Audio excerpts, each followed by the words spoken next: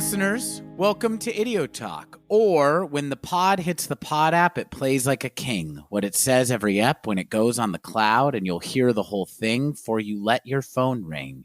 There's no podcast that's better when you're tuned in tonight. So when you have headphones, you choose your own cast. And remember that Glens are the greatest of hosts. And if you listen too fast, then you'll miss all the jokes. But if you wait, it won't matter because it's in your downloads. This is an Apple podcast. By that, I mean a podcast about the music, work, life of Fiona Apple. I am Walker Glenn. I'm Zach Glenn. And you may be jumping in because this is our first episode about her fourth studio album, The Idler Wheel. Actually, I'm going to just say the full title now. Another poem, not as intimidating of a word count this time, but I think still it's a long 91 album words, title. Not 93. Yeah, this one is written all in Sanskrit. So is it Sanskrit or Sanskrit? Script. So it's neither. It's not getting a script, and it's not a script. It's a whole other thing. Script can be a thing too, though. But what you're referring to is Sanskrit. Sanskrit is where you write a screenplay, but you never set a good foundation for your characters, and then it all falls apart in the third act. That's a Sanskrit. I've never seen a movie like that, especially not nowadays. Please go ahead with the album title. Or in the movies. Fiona's fourth studio album that we're beginning to cover today with this episode is The Idler Wheel is Wiser Than the Driver of the Screw, and Whipping Cords Will Serve You More Than Ropes Will Ever Do. Love it. I'll say that right now. Love it.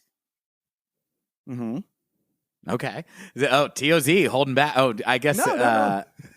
You're in family mode still.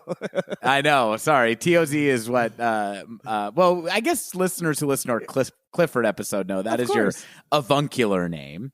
In any case, that is the full title of the album we're discussing today. Henceforth will probably mostly be referred to as The Idler Wheel, another one that is often truncated. But just to let you know, if you're jumping on board because this is your favorite Fiona album and you thought, I'll try these boys out on this one, we are covering her whole discography this season, as well as doing a few episodes about non-album work that she did.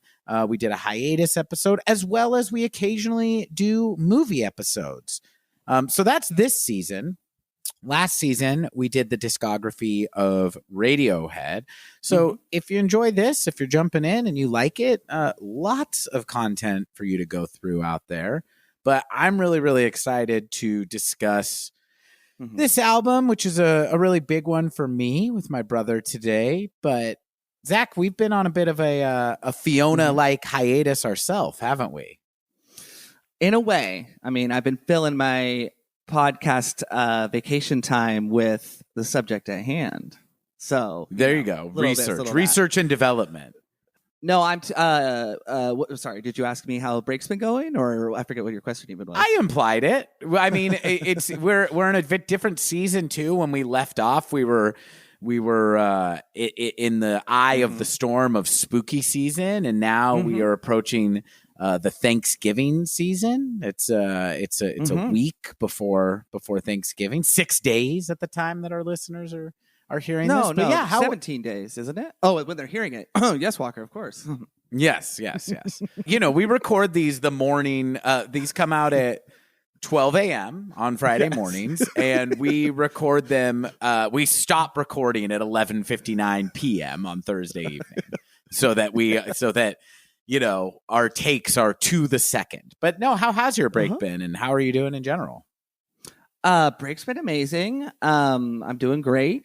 Got some rain this weekend. It was storming this morning when I woke up at 7 a.m. and now it's sunny. So kind of like the roller coaster of my emotions, man. It's I was going to say that's like a perfect. It's same deal here. It's the sun is kind of breaking through the clouds over here in the Bay Area. Rained throughout the night and this morning, but I feel like that spectrum of what's happening in the sky. Very representative of what Fiona gives us on the records we've covered so far, and we'll see about on these records. What if on this record it's just like she became an incredibly boring person with nothing interesting to say? That would be surprising, but we don't know yet. She's like, you know whose career I really like? Weezer. Yeah, exactly. It's just like, I'm gonna just like ride the gimmick of doing kind of like black slang as a nerdy white person over guitar music for the next 30 years. What if this album came out and it's just like, it's 2012? I feel like this would be a contemporary reference of that time. What if it came out and it's just like Fergie style, just completely insipid, like just you know, no, I mean, songs about tits. You're making it funny, but it's like, I do wonder about I don't know a lot of positive examples of this, or a lot of examples, which I guess is a positive. But Weezer being an outlier, because this is not a Weezer podcast, but the median position to me seems to be that for men and women around our age, the first two albums are still a fun listen. They are nostalgic. They're maybe not as good as other stuff of that time, but everything after it declines, and how much it declines, you know, is per Weezer fan, right? You know, but I think, I think that the first two have stood the test of time, as, you know, as much, all art is subjective, of course, but I mean, I think that as much as you can be objective about such things, I think they're really, really, really great records. Right. Absolutely. It's just like Pinkerton, for instance, for me, is like Indiana Jones and the Last Crusade. It's amazing for what it is in the tone that it's in, but it's not Jurassic Park, made by the same director or something like that. It's not OK Computer. I have to set myself in a mindset of kind of just like, this is going to be fun, and I don't need to break apart the music or whatever. Pinkerton maybe being the wrong example, because that one's maybe their most serious. So like Blue Album, this is not convoluted at all. But I think going back to Fiona, though, it's like there are artists that, you know, I think just have to make a really poor attempt to evolve with the time. And anecdotally speaking, I'm not a huge fan of this band, but I respect them. But my wife, Kailani, is a big Modest Mouse fan. She's like, you know, had their whole discography for their first like 4 or 5 albums, because they didn't even have that big break. And I think that was like their 5th album or so, right? More of an underground band until they broke big. Sure. Yeah. The good news for people who love bad news. Love bad news. Yeah. Yeah. I wouldn't be surprised if I'm not disagreeing. You could be right, but I wouldn't be surprised if they even had more records than that before it came out. They were. Oh yeah. I think that was their 4th or 5th album, is what I'm saying. Okay. That makes sense. Because that was 2004. I think their first album's in 97. So anyways, the other day, that makes sense. You know, Kai and I will have these little music check-ins like throughout the week or whatever. And she goes, oh man, I'm going to check out the new Modest Mouse album. And I go, all right, well, you let me know how that goes, you know? And I walk in like an hour later, she's working on her computer, and she goes, the new Modest Mouse album, woof. They're trying to sound like Imagine Dragons. Now, that didn't sting me so bad, because I respect them. It's just like, you know, it's just not I don't love their music, essentially. But I know it's unique and has like that soul piece and stuff. But there's just so many bands that just like, it's not that they lose that integrity or to make great art, but I think there's just some level of contemporary influence that, you know, like when dubstep started being in rock music in 2011 for like The Bridge, you know, and you're just like, ugh. And it happens, and sometimes it can make it work. What this album does not suffer from at all is, I feel, what maybe Extraordinary Machine we were feeling just a little bit, right? It is so authentic and so her. It does not feel like it's a hodgepodge of what was getting. I'm talking about the Idler Wheel. To clarify, to me, it just feels so authentically her, and it's so great to listen to something that was made 11 years ago now, and it does feel in its era, but it doesn't feel like it was stylistic choices she didn't want to make. Please take it away. Oh, I agree with everything you're saying. I mean, I guess I don't even know that I guess I don't even know that I feel like this album sounds like it's in its era, except that I don't know if I can say that about this record because I still don't know other albums that sound like this. Okay. But I mean, I really like the kind of more broad point you're making about where attempting to adapt or innovate with the times where it becomes problematic for bands. It's interesting. And I don't have like a unifying theory about whether you should or shouldn't do it. Yeah, you should just be Radiohead is the theory, right? Or Fiona Apple. You should be Radiohead. But like, I think that the thing that I feel like praised about Radiohead and the Smile, I would say, about the later work of this stuff is it feels like the things that are innovated now within the music are coming from, they seem to me to come from a very organic place of like, oh, Johnny Greenwood is doing all this like finger tapping percussive playing on the guitar, not because I don't get a sense that it's because he thinks this is like going to be trendy or anything like that. It's just, this is what's happened after, being the kind of musician that he is. He's found a new way to play that's exciting to him.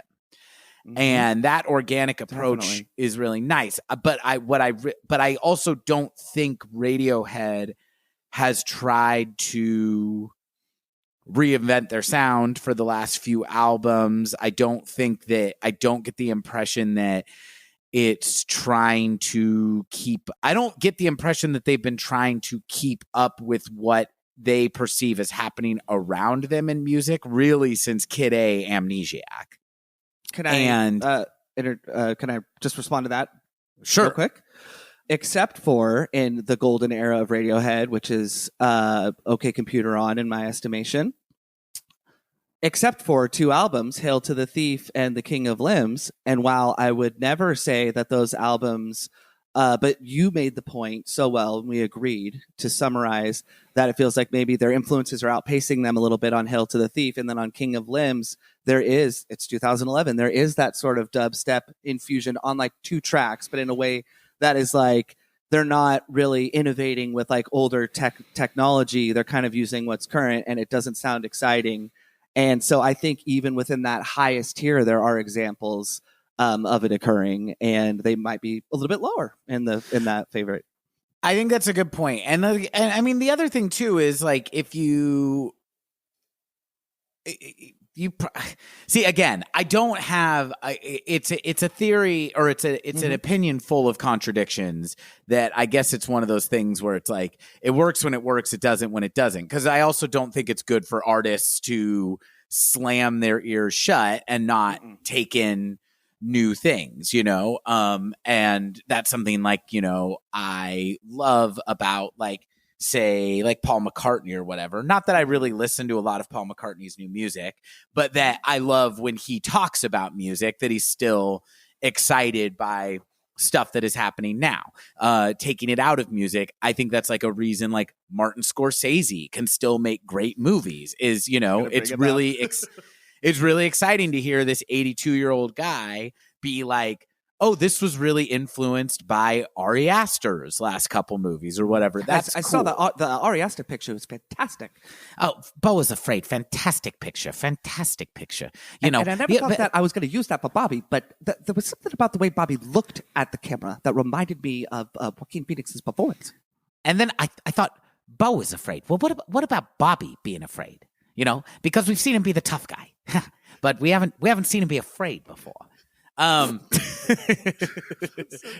good. Continue. Anyway, all that to say, it's not an absolute thing or any sort of black and white belief, but I tend to think that more often or not, when people get of a certain age, I appreciate a little more. I think that there's a safety in preserving your quality a little more if you are, instead of constantly trying to adapt, if you are good at identifying what you do and just continuing to perfect that. And I think Radiohead is a good example of that.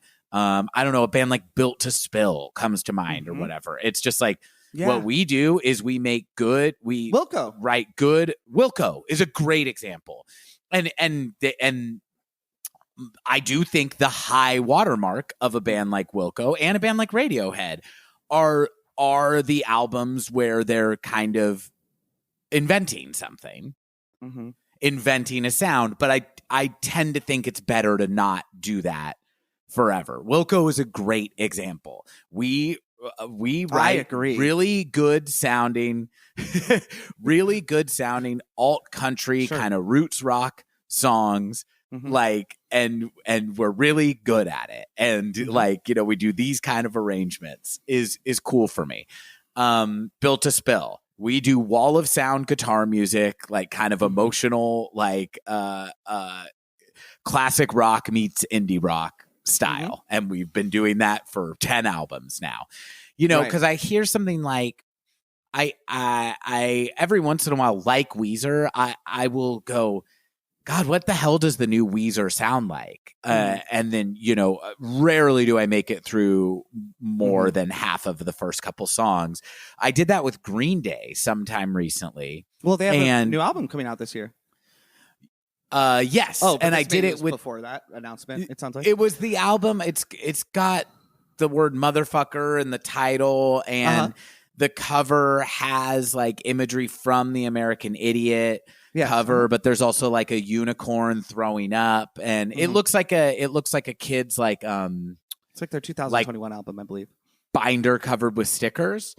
And I listened to it, and it is, you know, older men who have done pop punk for their entire careers, trying to do what I think is an attempt at like modern radio pop. Not like even really pop rock, but like pop. And I don't understand who that's for, because I don't think that you are likely to reach the younger generation of trying to facsimilate. Is that the word I want to use? Trying to what's it? I'm trying to say like make like when you make a facsimile of something.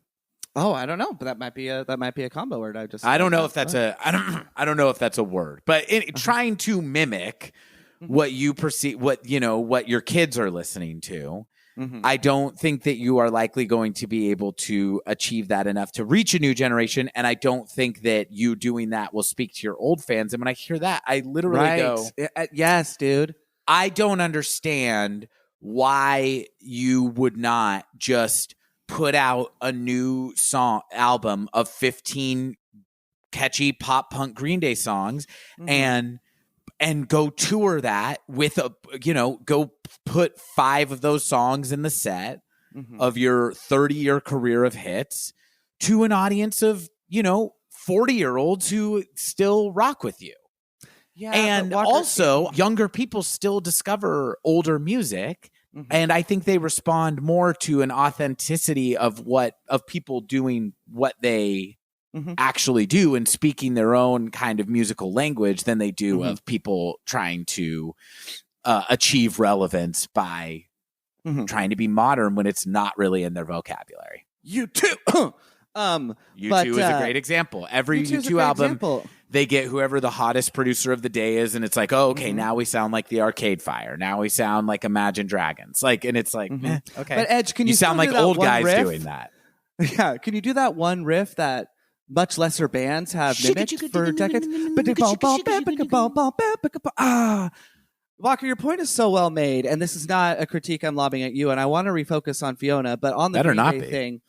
It's not, but this is like, it's going to sound that way. Isn't it so easy though to say something like the Green Day example, guys, hey, we're all Bay Area natives, but what you were saying though, about like not trying to appeal to some new generation and bring in the 35 to 55-year-old demo, which is their probably age of their primary audience, right? That grew up with them. Yeah.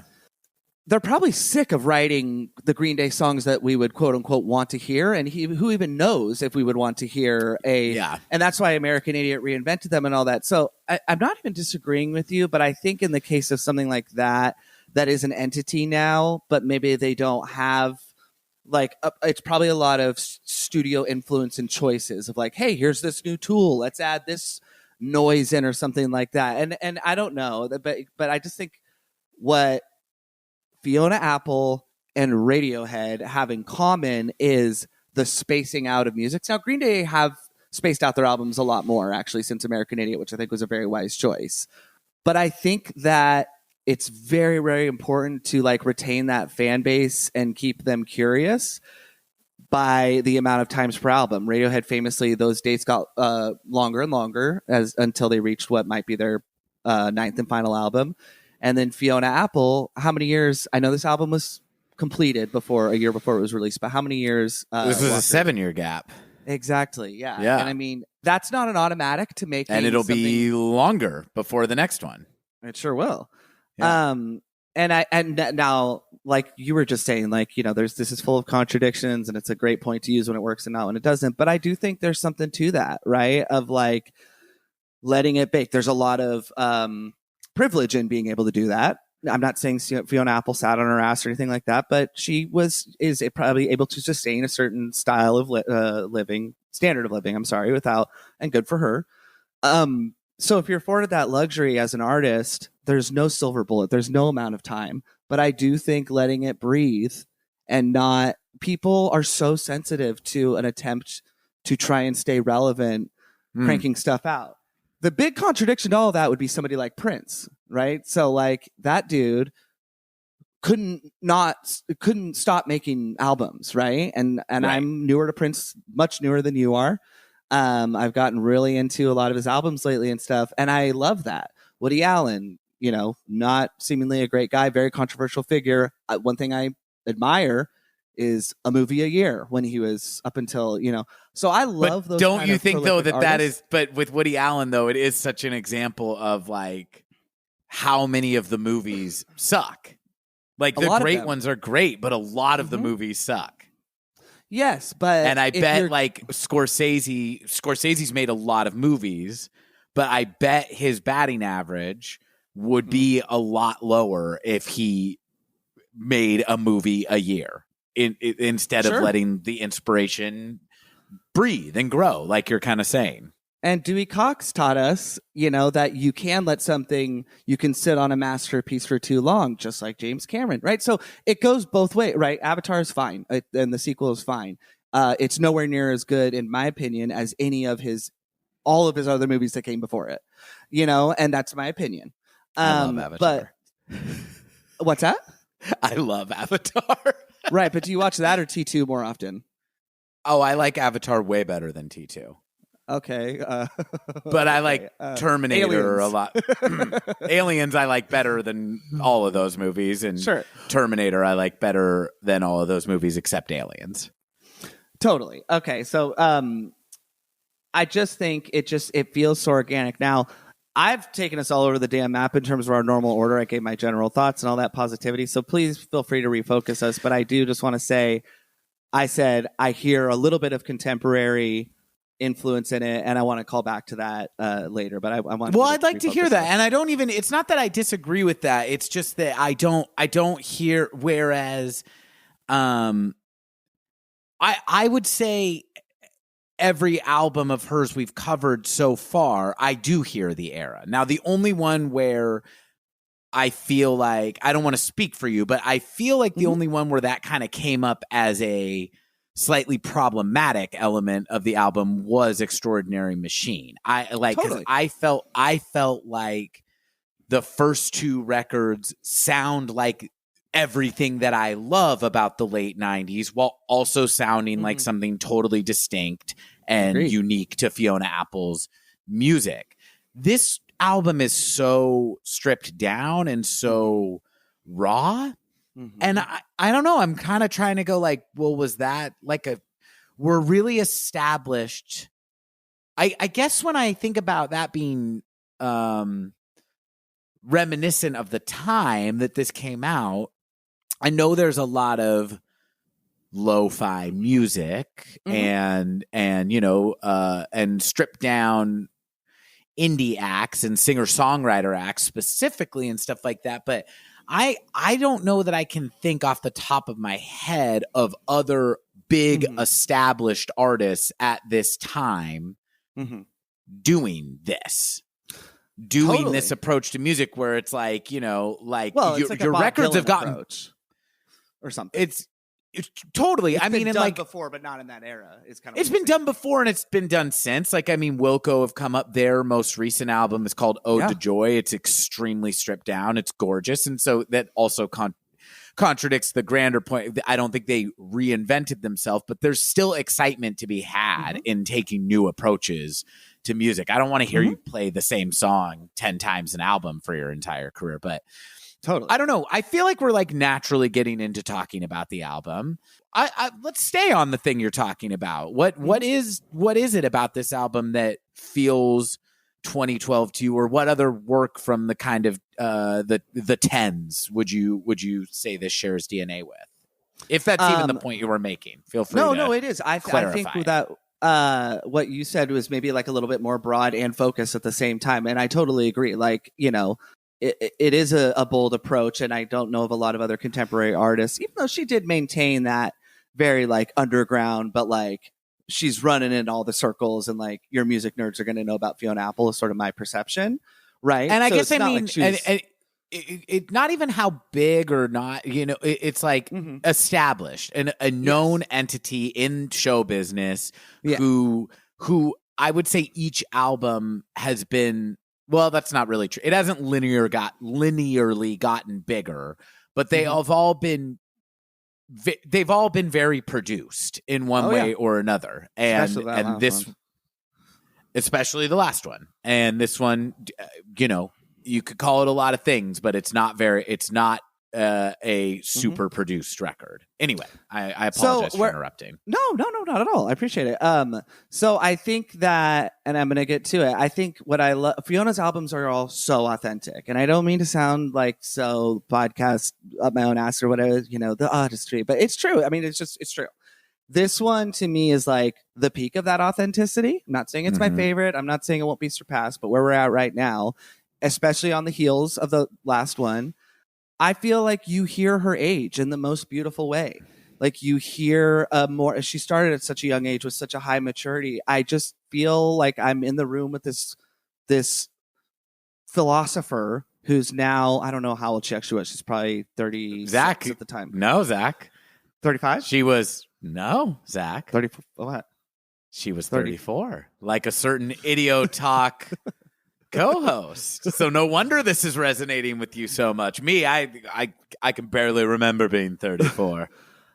I love this new, I feel like her voice, I don't think Fiona Apple, who knows, I'm sure she smoked a cigarette in her life. I don't think she's particularly hard on her body in the vocal department, but I hear like a little bit of a hoarseness in her voice that I love so much. We've talked about what an amazing singer she is. On the singing, where I hear contemporary influence, and I don't know what directions it goes in, is Florence and the Machine. The very anthemic in that opening track. All the dog days are over. Okay. And totally. By the way, hearing one melodic similarity is not a hot take. It's not a detriment to this album at all. I've actually this came out before that though, didn't it? Same year. And Florence and the Machine, that was not her debut, and she was very popular in Ireland, I believe. And this is not solving a riddle. This is not even digging the album. It's just like, when I popped it on over the last month, because this is the album tied with Win the Pawn that I've listened to the most out of pre-pod, just because I fucking love it so much. You know, something will just hit your ears, and that was it. And it wasn't like, oh my God, because there's a melodic or stylistic similarity, it's less original or whatever. But that was it. And I always like to do like little tests with Kai, and I just played her that song. I know she's heard the album, and I was like, "Who does this remind you of?" She goes, "Florence and the Machine." That's one person corroborating my. But I love that. I don't mind it at all. That's interesting. It's not a production choice that is derivative or something like that, and I'm sure somebody like the artist Florence and the Machine, I think her name is actually Florence, but would admire and derive influence from someone like Fiona. But yeah, that's all. And I have other comparisons. You know, now that you mention it, I also think that, and now this might be my bias, is I tend to hear this record the same way we kind of do those really, really pivotal Radiohead records, like Pablo Honey. Uh-huh. Yeah, like Pablo Honey, but just not even Pablo Honey, but Pop Is Dead, the single they released for Pablo Honey, that people consider their worst song, and I don't necessarily disagree. No, but specifically OK Computer and Kid A. Totally. Whether or not they're your favorite, they're the two biggest reinventions and have a just immeasurable influence over contemporary music. Pioneers in their field. So I don't know if it's just that I love Fiona Apple more than I love other stuff from this time, and I'm assuming she got there first, but I tend to hear this record in a way of like, if it does sound like stuff from the time, that it's her influencing how things sound. Of course. And the other thing, now that you mention it, that I actually do think of as pretty trendy during the 10s is in kind of singer-songwritery music specifically, the percussion choices of this album. I think there's a lot of, because the other reason I would say that song sounds like Florence and the Machine is, what is the driving percussion track on that Florence and the Machine song? It's a floor tom going do do do do do do do, and that kind of sound shows up in a lot of stuff I like and a lot of stuff I don't like. Like I would use, fucking what's that bullshit band with the banjo? Mumford and Sons. Like, that cut, instead of going full drums, but having a really heavy either a bass drum or a floor tom drive the backbeat of your song. I do think that is a popular choice in kind of the over the next decade in music. Yeah, and Walker, I'm looking at Florence and the Machine, kind of just their history and formation, and Florence Welch. I apologize. They hail from London, not Ireland. Famously, not two places you want to mix up. Yeah. Going back to 2007, and really did not have for my understanding, did not have a lot of attention here in North America until that breakthrough album that I was talking about. Again, it's not. I think you actually did a much better job of calling to a broad attention of hey, the percussion choices. I was thinking of that Edward Sharpe and the Magnetic Zero song. Yes, exactly. Yeah. I hear a little bit of that. And it's like, to quote myself, a journalist I really respect, Zach Glenn, in our Hail to the Thief episode. I think in Hail to the Thief, it's like Radiohead are such an influential band and such pioneers. And obviously I'm biased, but there are millions of people that hold that, or thousands of journalists that have stated the same thing or whatever. I think that they could have shaped the sound of 2003 with Hail to the Thief, even the stuff I don't like, right? But that's probably not the case. But the 2011, 2012 bubble of that call and response with bands that had 87 people in them for no reason, that was a pretty specific moment in time, in the same way 2005 and 2006 was. And there's so much stuff I love from 2005 and 6, and there's so much stuff that I will never think about again, and I think society at large doesn't want to. And that's going to happen in cycles in music probably every year, but I think 2011 and 2012 is very much an era of music that the stuff that stands the test of time, I can't help but hear the other inputs stylistically. But this is one that I find myself going back to the most in terms of albums since 2010. I love it so much. Yeah, I mean, I guess I haven't said I fucking adore this album also. And this has been probably the Fiona Apple album I have listened to the most in my life, right. I would say. And yeah, I mean, I don't think I started out disagreeing with you, but I am seeing your point more of kind of the contemporary sound of this record a little more. I think that it also does just sound eraless to me because of, as I think you also said, just how authentic it is to the artist. How it feels just so tied to it. Of course, it's like, as we're talking about, I'm realizing it's like, of course, Fiona Apple, she doesn't live in a hermetically sealed chamber where she doesn't like take in influences, but it's also like she sounds so just individualized and specific to me that it feels to me like it's like she sounds to me like she doesn't listen to anything but Fiona Apple, even though I know that's not true.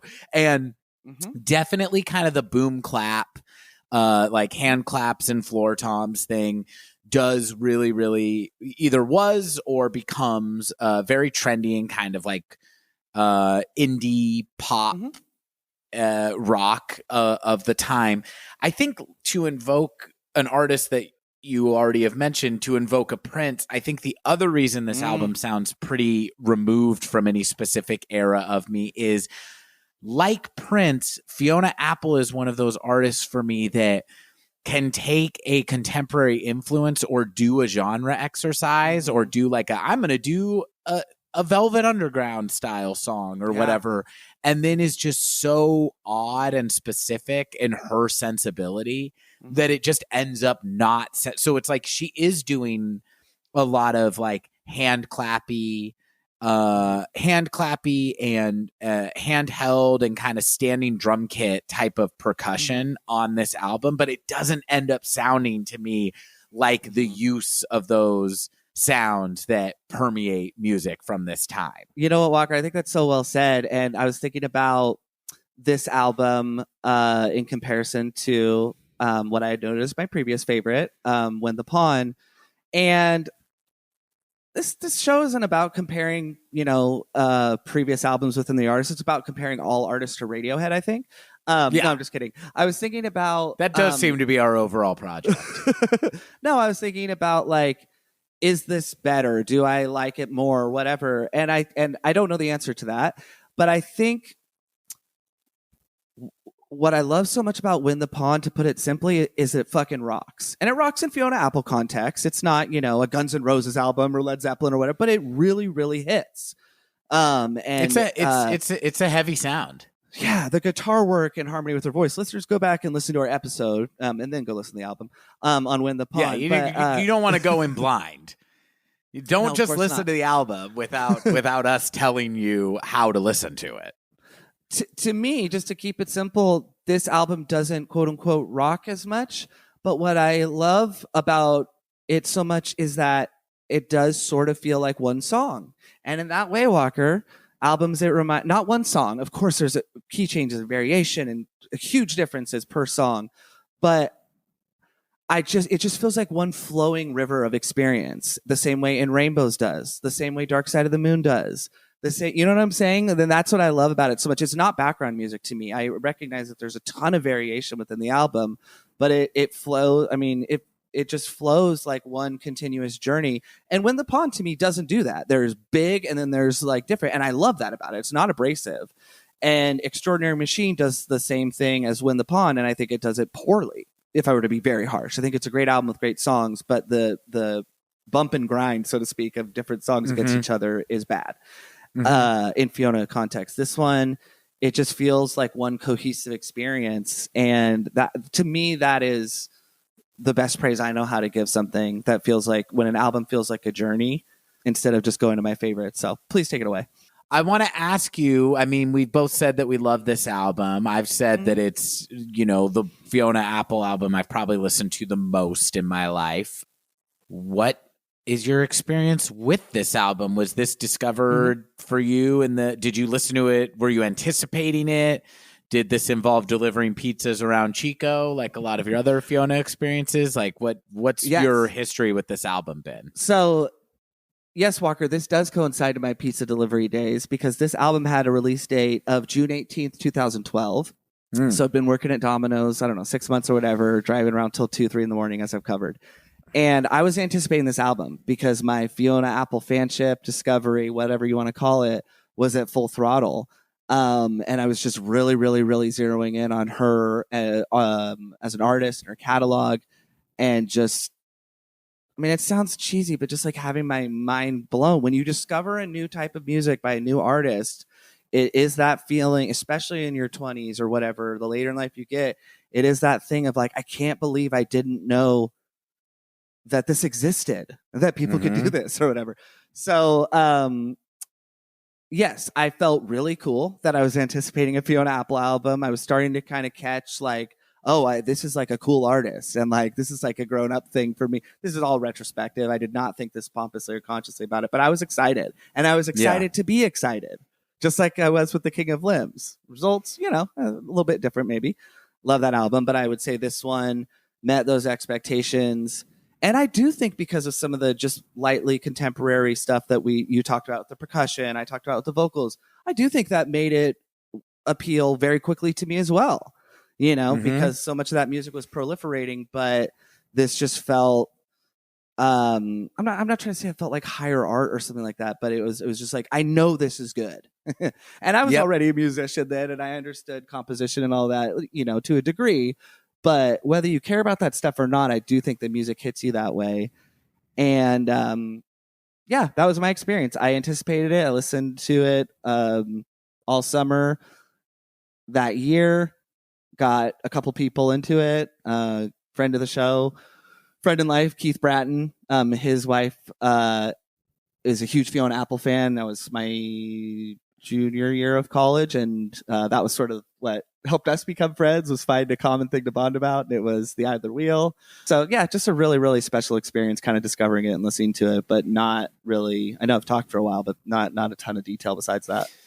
Well, I mean, no, it's interesting because, I mean, we were both anticipating it. I don't remember us really ever talking about both being such big Fiona Apple fans until really, I don't know, like we were kind of doing the podcast. I'm sure it's maybe come up conversationally once or twice, but it wasn't a defining bond the way our mutual Radiohead fanship has been over the last, decade plus. Yeah, I mean, similarly, I would say what's notable about anticipating this album for me is that this was the first album in which I had gone fully digital. Sure. Me too. So, this is an album that I listened to for the first and for the subsequent years until I got it on vinyl, I don't know, 3-4 years ago, maybe. Listened to on my iPhone. I was really excited for it to come out, but just easy access for the first time. I talked about how with Extraordinary Machine, it was just like, okay, I've LimeWired 6 of the songs, and then I'm now piecing it together, like all that shit. But easy access was new. I just want to interject. That's why I think I listened to it so much. Like I used to listen to music. Please go ahead. Oh, totally. I mean, this was the easiest time I ever had getting a Fiona Apple album is what I'm saying. Gone was the step of having to load songs from your computer into a 20-pound iPod that you would carry around with that spinning wheel and all that stuff. And that's not a great story, but I kind of identified the time of listening to this, what the big albums were for me at this time. And so much so, this, when I looked at how far apart they were actually released, it definitely makes me realize that I am conflating a couple year period into much closer together. But I do think that the big albums of the early 2010s for me were this and My Beautiful Dark Twisted Fantasy by Kanye West. I wanted to guess. And he's come up on this podcast a few times because I do think that, we talked about it because he talked about being directly inspired by Sleep to Dream. That he thought she was singing like she was on top of a mountain, and that's how he wanted to rap. I think that, not including any sort of recent Kanye news, I think that they have faced similar media scrutiny in some ways. They have, and that comes from being blunt, outspoken, saying what's on your mind at the time. And I think that they also have a similar execution to their music in a certain way where it sounds like it's coming from the brain to your ears. And they're both And excellent producers as well. Both excellent producers, both, they understand the whole fucking 360, I feel like. Yes, totally. And and just like and persona wise, I think there's like some connections there.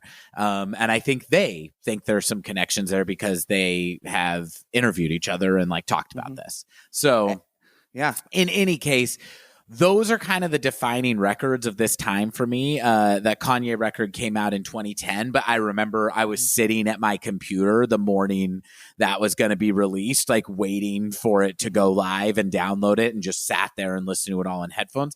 I wish I could remember a similar experience of the first time I listened to this album, but I know I was greatly anticipating it. I know I was listening to it as soon as it came out.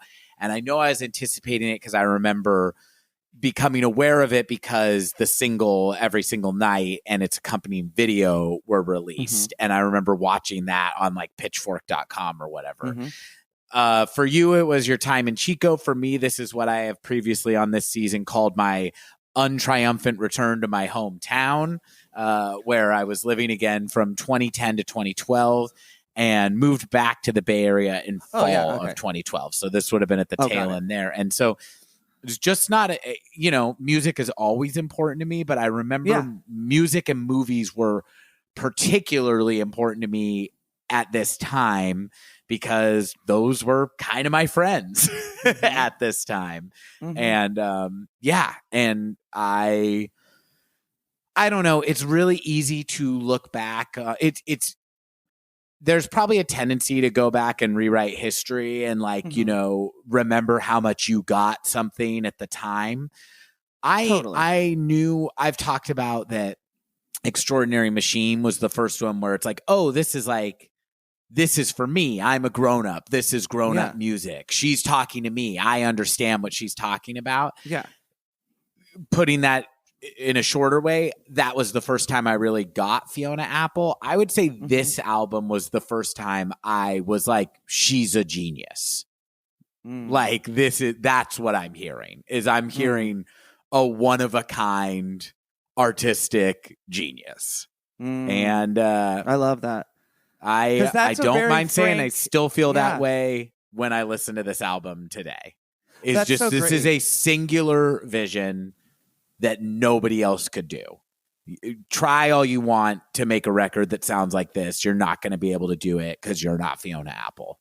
Walker, your summation of your love for this album was a singular vision that was so authentic. Because Zach, we just took a hiatus. We got to come back with a staggering work of genius. We're mirroring the arc of Fiona. Exactly. No, but I mean, I was using a comedic vibe when I said that, but no, I mean, it is authentic because I love how you said there's an attempt to rewrite history. I remember the first time. I love to do that because when I can remember, at least in my honest mind's eye, it is so specific and special.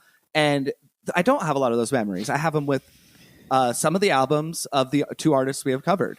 I don't remember popping this on, what day of the week it was or whatever. I know it was within the month it came out. And like The King of Limbs, Radiohead's album that was released in 2011, and they were my favorite band, prior to that, 2009 onwards, essentially.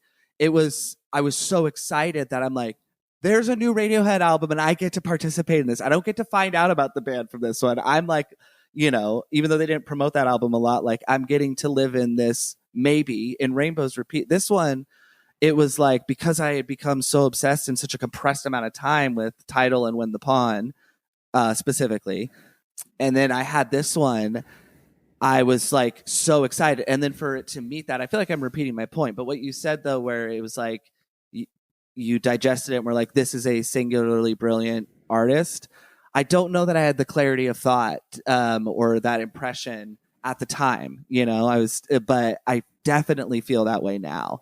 And so it makes me really happy to like think back on myself, in my early 20s. It's not like I was that immature of a person, but that I was like trying to push myself to be so into this album, and not in a forced way or anything like that. As you said, we didn't, there wasn't really a lot of external influence pushing me to. I'm sure there's subconsciously. It's like in a future episode that's going to come out, how we watched Bottle Rocket all the time. It's not like we were like family kids that were like, Walker and I are going to be the Coens and grow up and make movies together. That said, I think it's pretty fucking cool that as like 12 and 13-year-olds, we were obsessed with a Wes Anderson film. I'm not trying to praise us here, but it's cool. It makes me happy.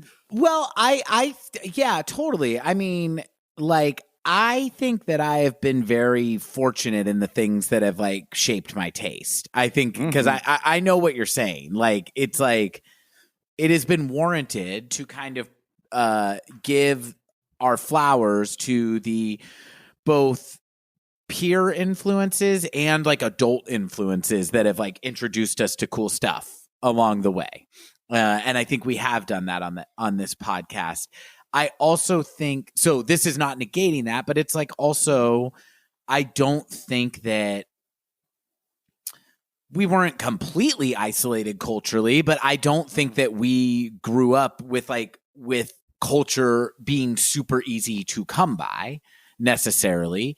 And like, I didn't grow up listening to or watching things that were hip. So it is kind of notable when our mom is like rocking Tidal all the time, or our aunt is showing us Bottle Rocket or whatever. Like it's like those, you look back on those and they feel like pretty like formative experiences based on the stuff we're into now. About this album, I feel like such the beneficiary of the fact that I was able to get it at the time. I feel like is being a beneficiary of getting to grow up with her music along with her. She's a few years older than me or whatever, but the space that you were talking about earlier, the time taken between each record, the fact that this came out in my late 20s, I guarantee you I would have not been able to get into this as much if it had come out in my late teens, because in the intervening 10 years, it's like I've gotten In Rainbows, and through In Rainbows, I've gotten to finally understand Kid A. And I've had my friends who are like, why have you never listened to the Velvet Underground? If you love the Beatles, why have you not, everything that has formed my taste in the meantime was like what I was the beneficiary of by the time this came out. And so I do feel like it was like the perfect time where my taste was pretty formed to what it is today. Like my taste from the time I was 17 to 27 changed a ton, and my taste from the time 27 to 37 pretty much the same. I get hipped to new stuff every once in a while. I try to keep an open mind. I like to keep up with music, and there's a ton out there that I haven't heard, and there's a ton out there that I'll never hear. But it was really, really nice to get this record at a time when I was ready for it. Yeah, man. And Fiona continues to open up those paths to Fiona and not only Radiohead, but artists like that continue to open up those avenues. Tom Waits would be an example. Tom Waits is obviously incredibly successful and well-known in that sphere. People that listen to a lot of music and are into, or watch The Wire, or whatever, or have seen Mystery Men. I'm not pretending Tom Waits isn't, but he's not Prince, for instance, or something like that, right? He's not an international symbol on his own. I'm not going to sit here and pretend that he's not going to do an arena tour. Exactly. I'm not going to sit here and pretend that I pop on Fela Kuti and Tom Waits or something, for instance, every day. And when I do, I have a similar feeling of, man, I listened to Tom Waits today. Like, I couldn't have gotten dumber from that. It's not that simple. It's like with jazz. I'm like, man, I listened to jazz today. Good, good job. It wasn't homework.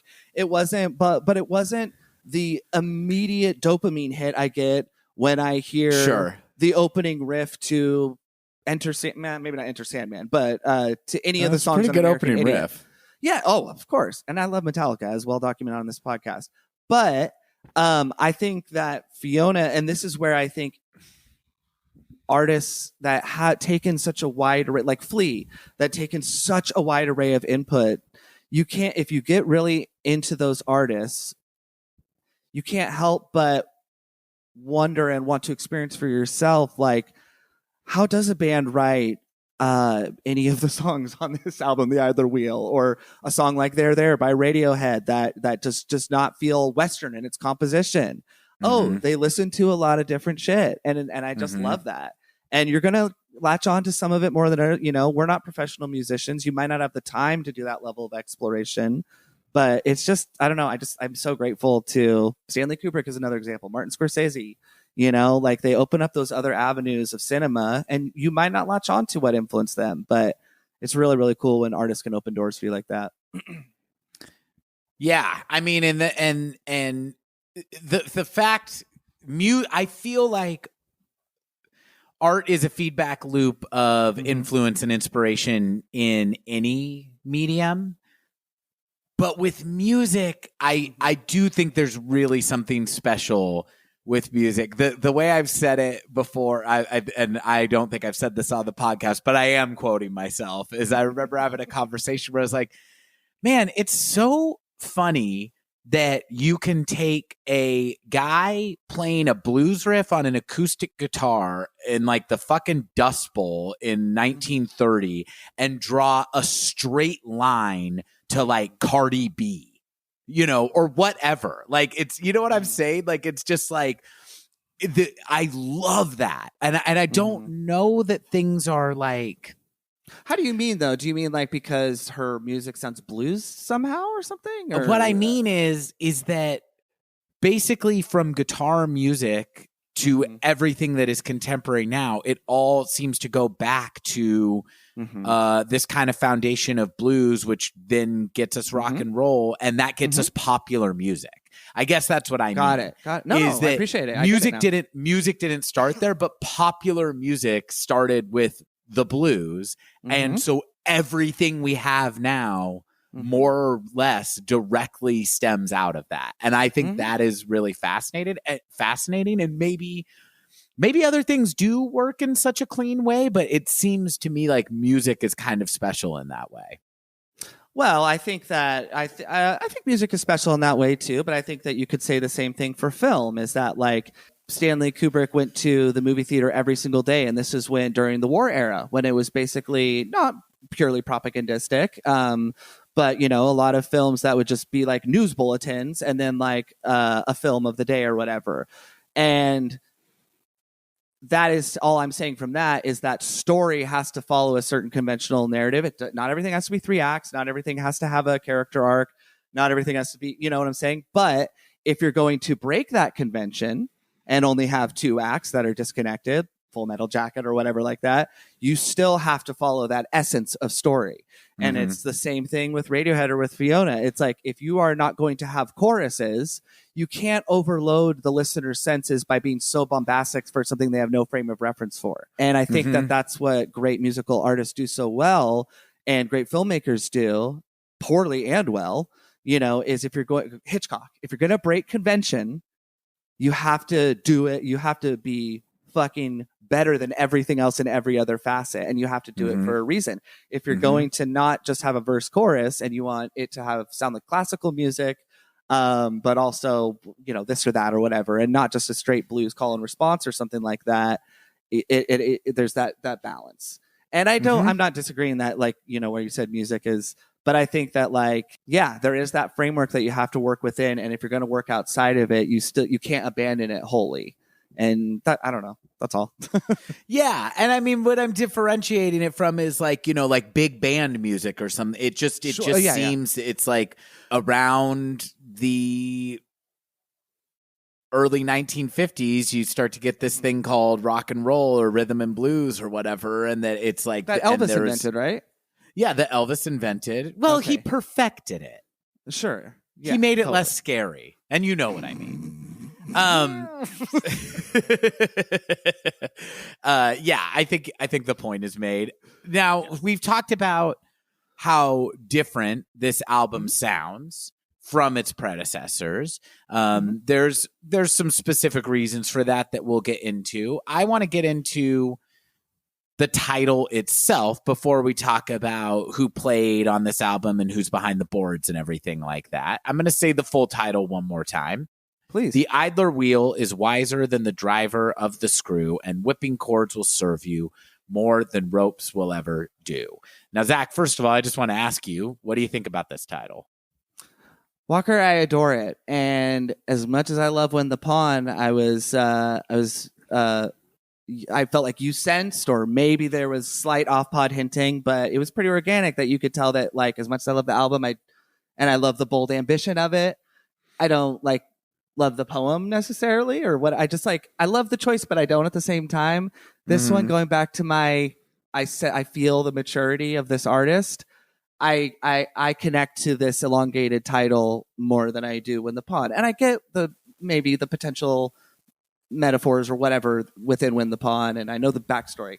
I just think this one I love it. It's so visceral. It feels tighter. The whipping cords will serve you more than ropes will ever do.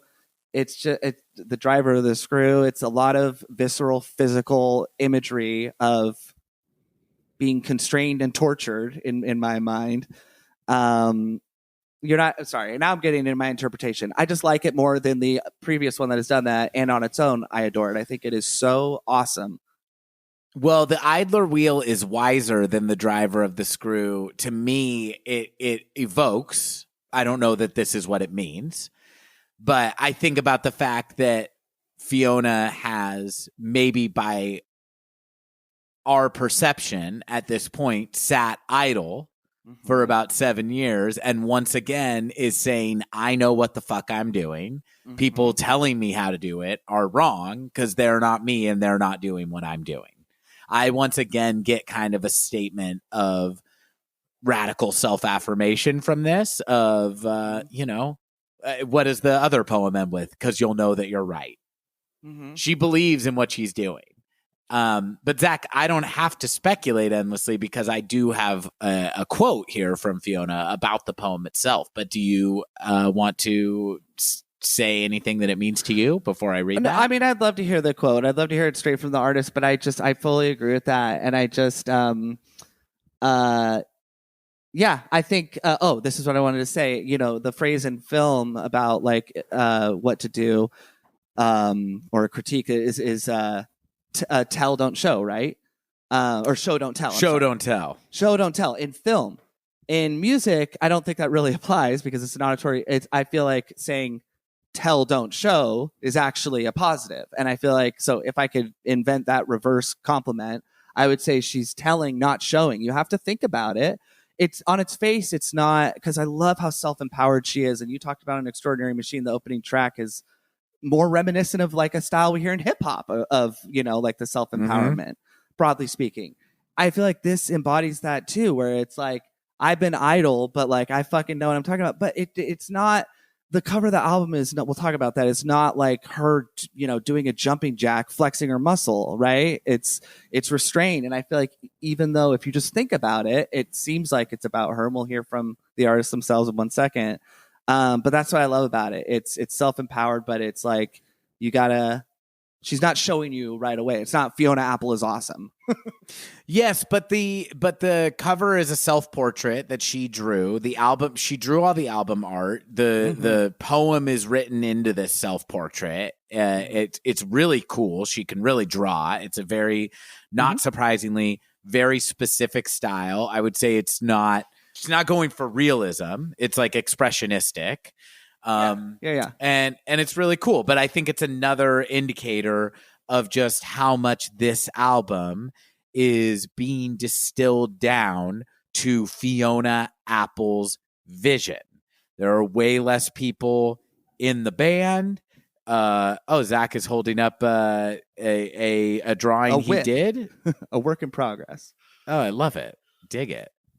Oh, Zach, you were saying for music, it's tell, don't show. What if we said play, don't say? Thank you. There we go. That's perfect. Hey, we need to P, not S here, they'll say in the studio. Okay, so this is what Fiona had to say about the poem. I came up with it in a total rush. After having stayed up all night on deadline, it just came to me right after the sun rose.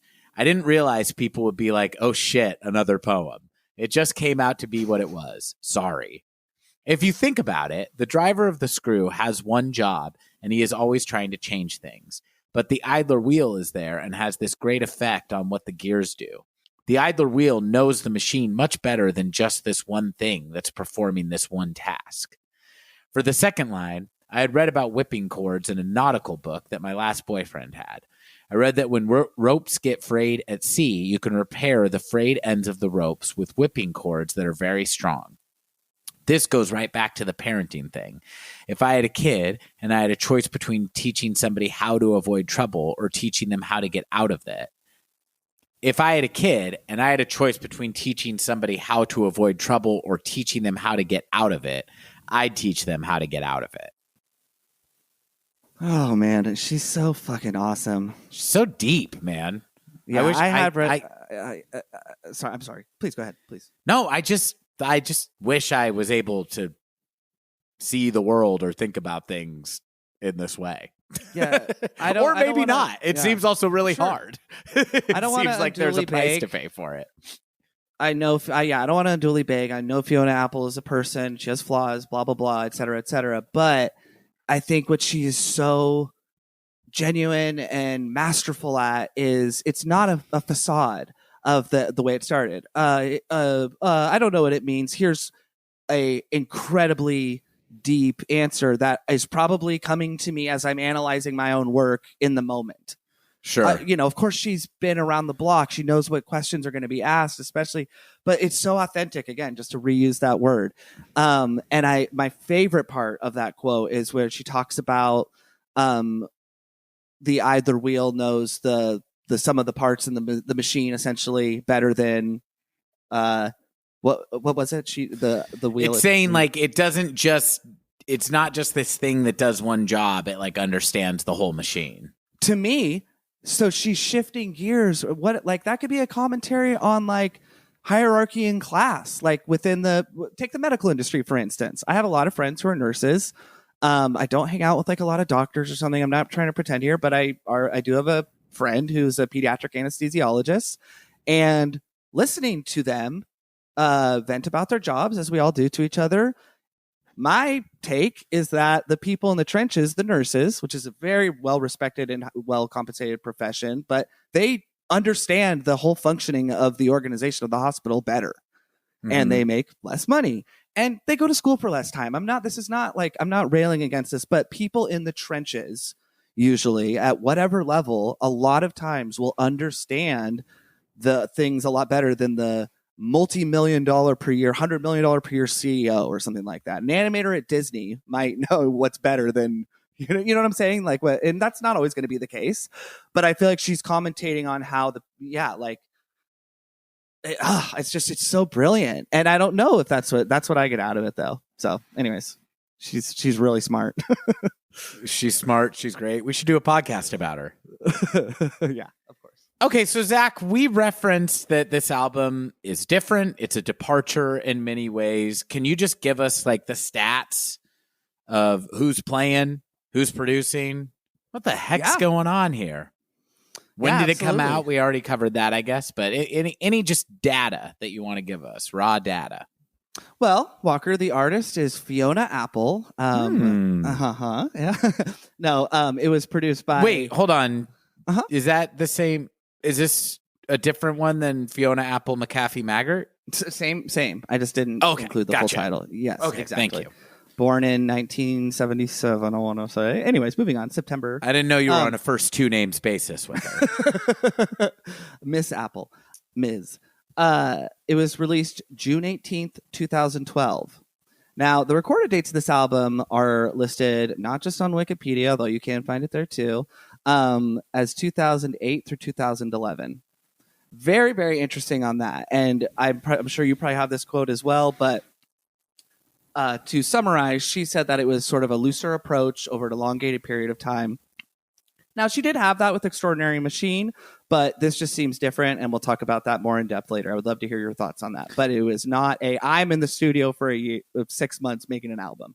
It was not. Yeah, I mean, this is like where she's a little bit of an unreliable narrator because the quote is like, I don't know, I've been working on it since 2010, 9, 8. Like she's kind of like it's not exactly clear, but at the very least, these sessions took place, as you said, in a kind of relaxed manner over a few years. The locations of where it was recorded is in Los Feliz, California, and New York City, her home state, even though she maintains a presence on the West Coast as well. So both coasts. It was released through Epic and Clean Slate Records, as her previous 3 albums, I believe, also have been. So same record label. The biggest point of departure, maybe not the biggest, but what stands out at least, is that the producers of this album are Fiona Apple and Charlie Drayton. And, we talked ad nauseum about the collaboration, the production, et cetera, between her and John Bryan. But before we elaborate on that, I would just say this album clocks in at 42 minutes and 39 seconds, a little shorter than the previous one.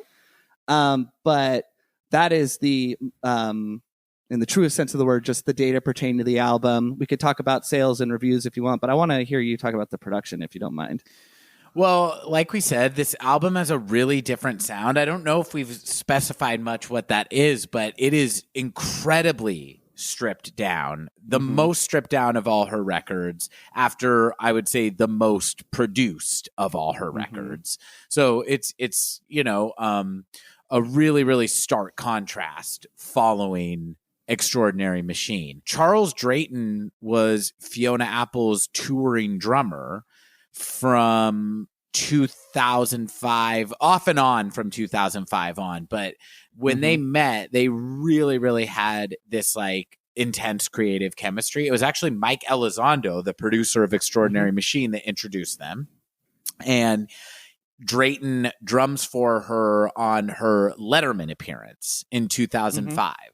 And they just had amazing chemistry, really, really hit it off. And so later he joins her for a 14-month tour. I have a quote from him here about how their kind of collaboration came to be, if that's all right. Please. So he says a little over a year ago, at the time, he's referring to 2008 at the time he's giving this interview. He says, I did a gig with Fiona and keyboardist Dave Palmer, just a trio.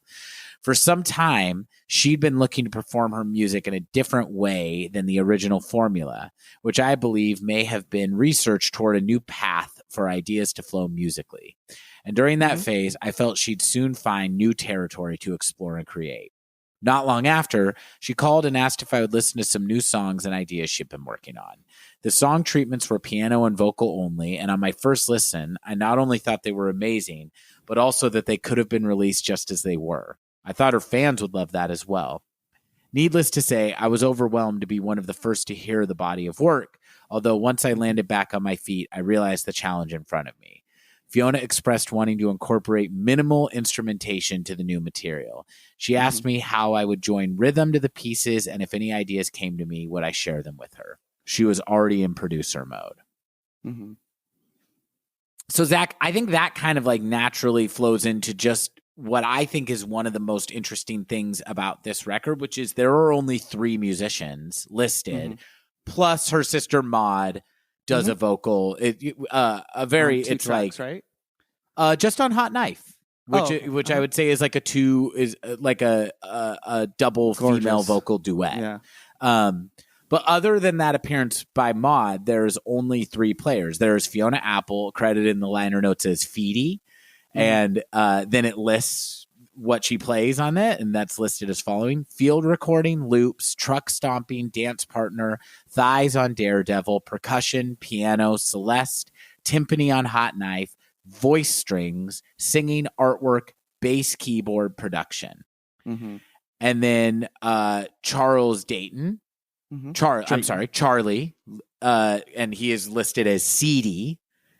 And what he plays is kora, auto harp, truck stomping, dance partner, percussion, guitar, bouzouki, I don't know that instrument, marimba, drum set, voice strings, thighs on Daredevil, field recording, pillow, voice of pain, baritone vocals, string harp, Taisco guitar, production. And then the only other musician is Sebastian Steinberg, who plays acoustic bass and harmony guitar. Yeah, well, so that's Robert it. Plant That plays is the harmonica on it, right? Isn't he listed in it?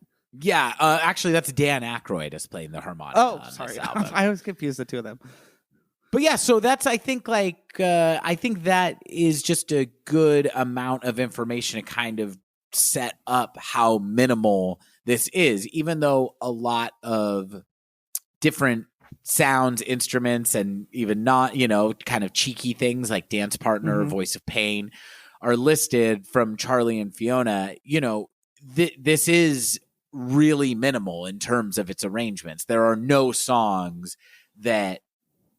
certainly no songs that sound like they are meant for pop radio. Even some of the instruments that are listed here, sometimes it's like a drum will come in for, it'll do one fill and then not play anything for the rest of the song. Also, I'm looking up the bouzouki is a plucked string instrument that's in the lute family, and now I'm realizing that is probably in the song Werewolf, a sound that I assumed was a banjo, but I don't see banjo listed here. And that's another example of a dunk, dunk, dunk, dunk, dunk. It plays like 4 or 5 notes and then dips out for the rest of the song. Is it a laps played instrument or is it held upright like a it's okay if you don't have that pulled It looks like you would play it like a guitar. Interesting. Yeah, because it's reminiscent. It says it's reminiscent of a mandolin but pitched lower. Yeah, and people confuse the mandolin instrument. and the fiddle and stuff like that too, right? So you were saying it, you thought maybe it was a banjo. I always assumed it was that as well.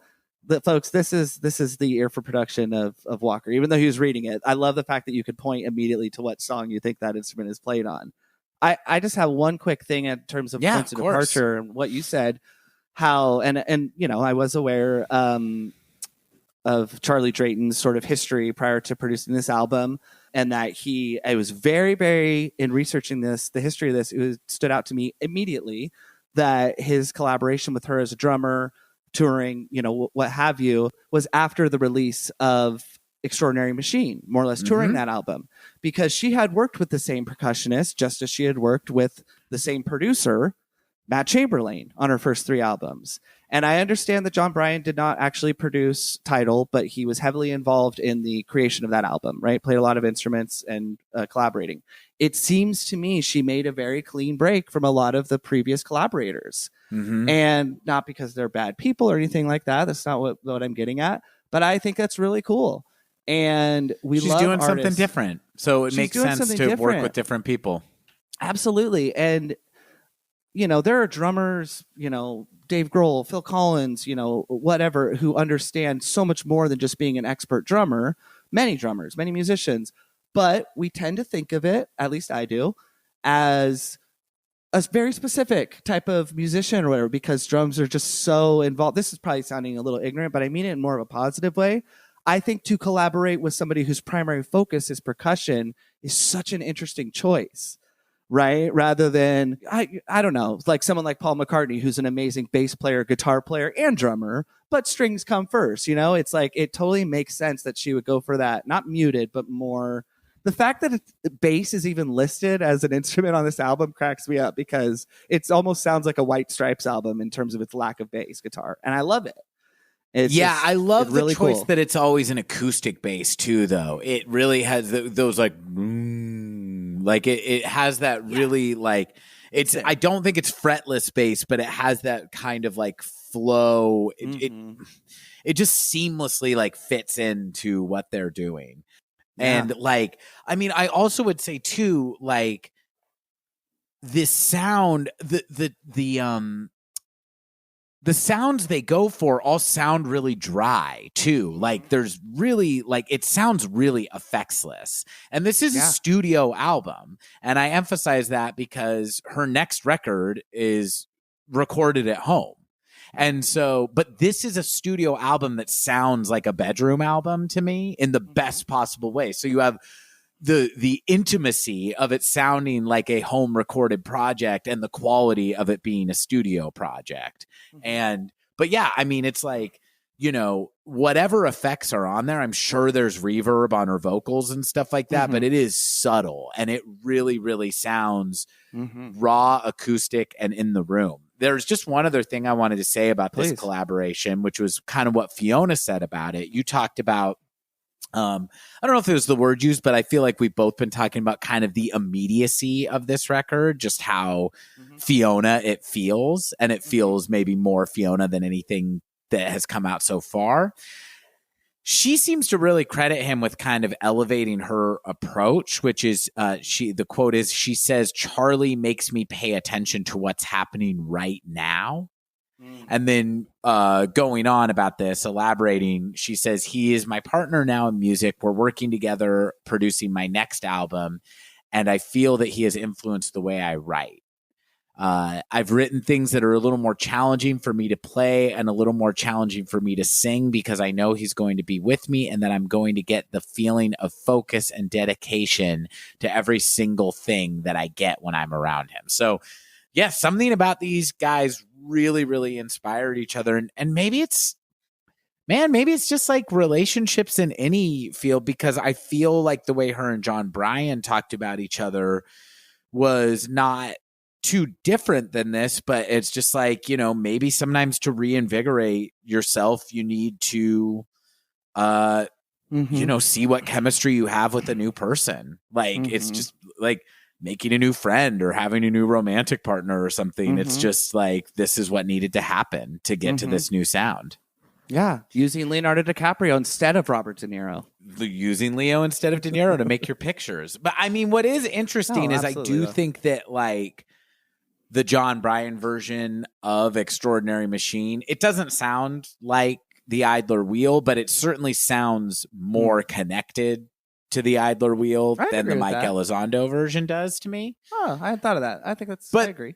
But that probably speaks more to the direction that she is going and is able to tap into more with Charles Drayton than it does that John Bryan was pushing her in that direction. But so, Zach, you already mentioned that sessions started as early as 2008. This was also very secret. Fiona did not want any publicity on the fact that she was recording stuff, because I think that we've kind of found that her process is, with the exception of Extraordinary Machine, it's not super results driven necessarily. It's like, I'm making music because I have music to make, and we'll see what happens, and maybe it'll become an album, maybe it won't. There have been multiple contemplations of retirement already, so I definitely get the choice to not create buzz and have pressure around it. But the sessions did yield a finished product in 2011, but Fiona opted to hold on to the release because there was like total corporate meltdown and disarray at Epic Records,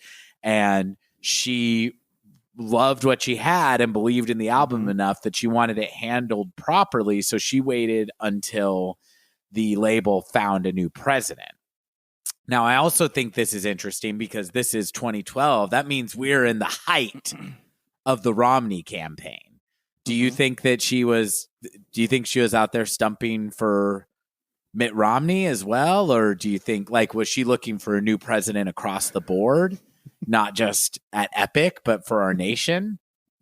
I don't know. I don't have any insight on that, Walker, but I do want to say I think America has largely, maybe not forgotten Mitt Romney, but he's kind of like the Bob Dole of his era, right? It's like, he had Mitt Romney, I believe, was governor of Massachusetts for a long time. Replacing Whitey Bulger's brother as governor. No, Whitey Bulger. Senator. State senator, yeah. But he eventually was the governor of Massachusetts, though. All that to say, Mitt Romney, in my little circle, talked about super often, like as much as like Trump or something like that. But I did quote him yesterday through text message to Walker, talking about my preparation level for this episode. I said I have binders full of women of notes. Go on YouTube, listeners, and watch the debate between President Obama and nominee Mitt Romney. Anyways, that's all. So I don't think she was out there canvassing or pounding the pavement for Mitt Romney. But I wouldn't be surprised. Unlikely to me too. Seems unlikely to me. Okay. I was going to say probably, but I don't know. I just think there is something. Fiona finds herself amidst a lot of chaos and how to handle her career, doesn't she? So it's interesting that it took a while for it to get released, but I'm glad that she had the wherewithal and the power to hold on to this until she was ready for it to come out. But in early 2012, it was announced, the title was announced, the single Every Single Night was released, and she embarked on a small tour playing the new songs. And she was quoted as saying, this album I love, even though there's a lot of pain that went through during the making of it. I feel very sure of myself. Not that I'm so great, but that I'm right. Again, that comes up a lot. I feel like it for Fiona Apple is that she is like, I'm right. And I like that attitude, and I agree with her. Yeah. She likes her for her, not because she's like Cindy Crawford. No, not because I dated Paul Thomas Anderson.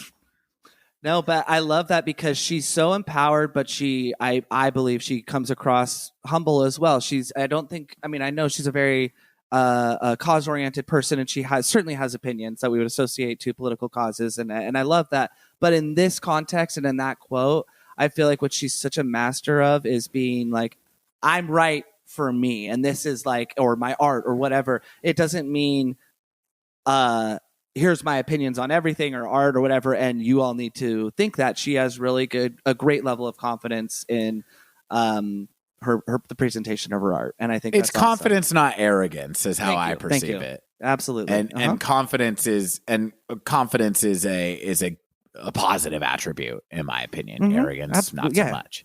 Absolutely. So, I mean, I don't know. I feel like we're kind of starting to wind down the background, and next week we're going to go through the album track by track. But I know you wanted to talk a little bit about how this album was received critically. I'd love to hear what you have on that. Yeah, I mean, not a ton to go through. Unsurprisingly, at least for me, this album was incredibly well regarded. More so than Extraordinary Machine, though. So I'm a Metacritic person myself for both film and music. I like their scoring system and the way they aggregate reviews a lot better than Rotten Tomatoes. And on Metacritic, this album has an 89 out of 100. It works on a scale of anything above 80 is universal acclaim. Okay. So this album received universal acclaim from all the smart, cool people that you want to get universal acclaim from. And it just... it was on many year-end lists, and now that we're in the 2020s, it's regarded as one of the best albums of the 2010s. That is, in 2019, the album was included on The Guardian's 100 Best Albums of the 21st Century, and it ranked 5th on Pitchfork's list of the 200 Best Albums of the 2010s. So Pitchfork getting it right for once. Yeah. I don't know what they originally gave it. That may have been backtracking. Albums we rated correctly because we could. I think they gave it a 9 at the time. And it was their pick for best new music. Well, that's amazing. Like they were super on this album, and Pitchfork was how I was getting my updates on what cool new music to listen to at the time. Totally. Now you're a true social guy, though, exclusively, right?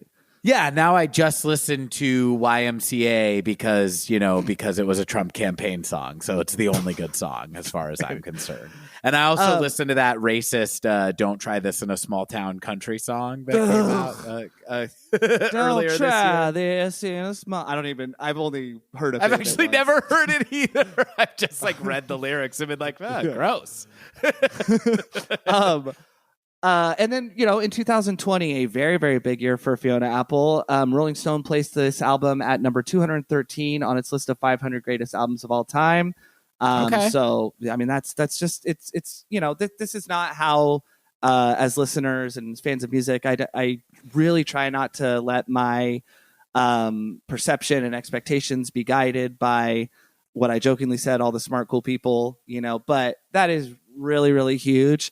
And similarly to the band we've invoked many times on this very episode, or at least I have, Hail to the Thief was like an A-, but it's seen as a deeply divided, not like mixed or average reviews, but like very divisive, blah, blah, blah. It's like it got universal fucking acclaim.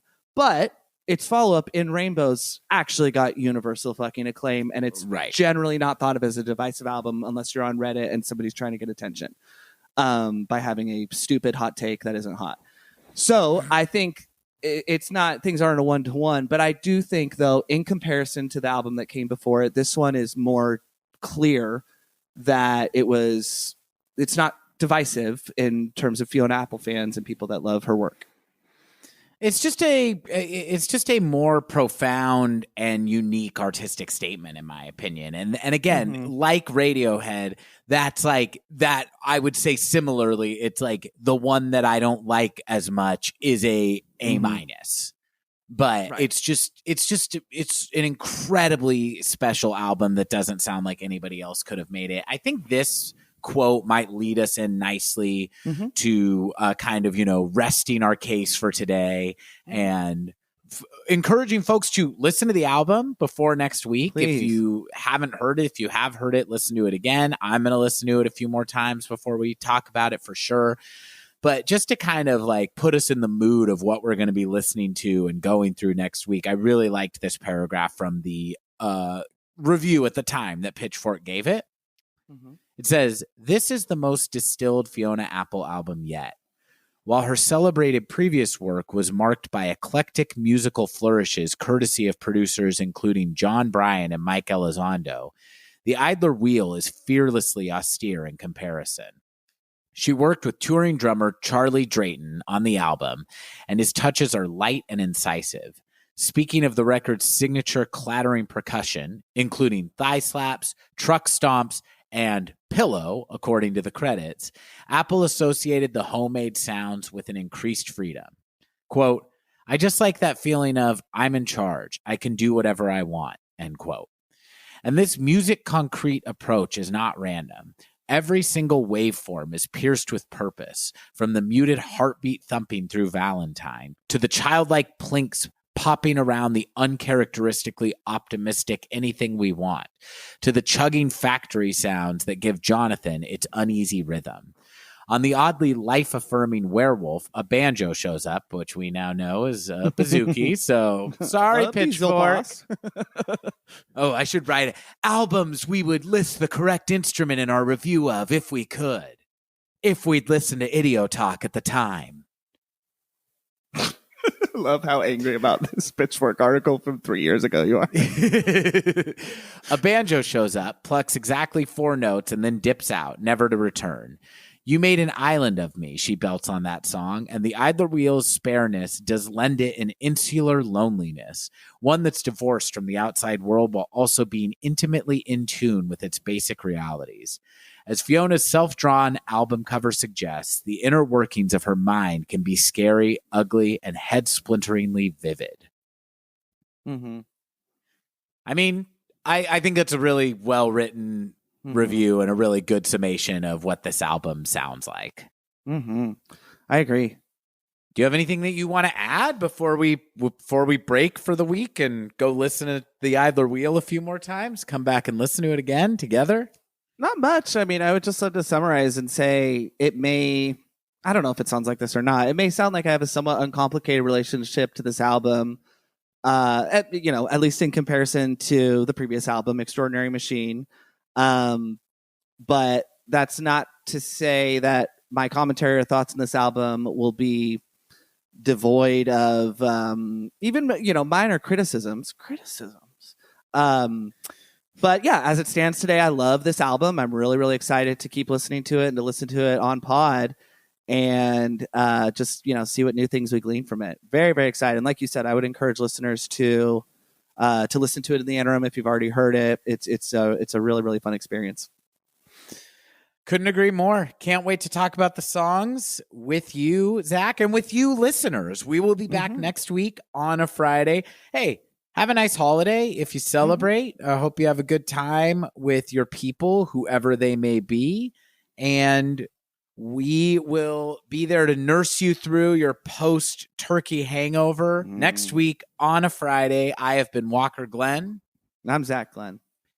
Talk to you soon, listeners. Bye. Bye.